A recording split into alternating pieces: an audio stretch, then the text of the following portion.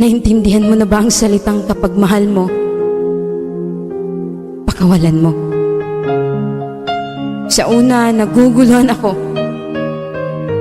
Kasi syempre, mahal mo nga. Bakit mo naman pakakawalan? Until na-realize ko na totoo pala ang ganito. Na kailangan mo nang hayaan ng taong gusto nang umalis. Kailangan mo nang pakawalan ang taong minahal mo ng totoo.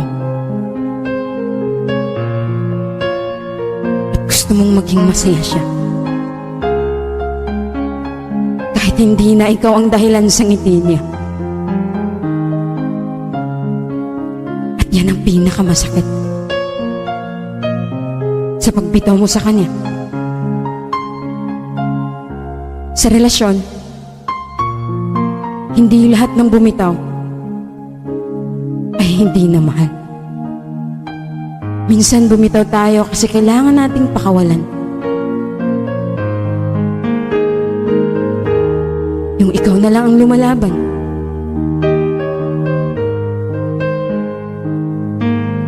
Hirap ka nang iangat kasi. Hinihila naman niya pababa para ikay sumuko na. Kung ikaw ang aking tatanungin, pinakawalan mo ba?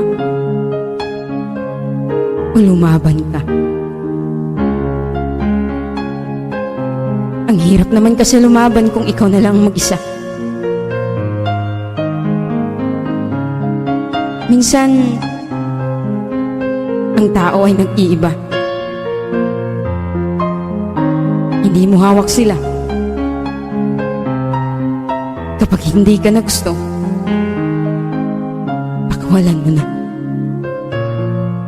Kahit masakit, kahit alam mong ikaw ang masasaktan, at siya ay sasaya pag bitaw mo sa kanya.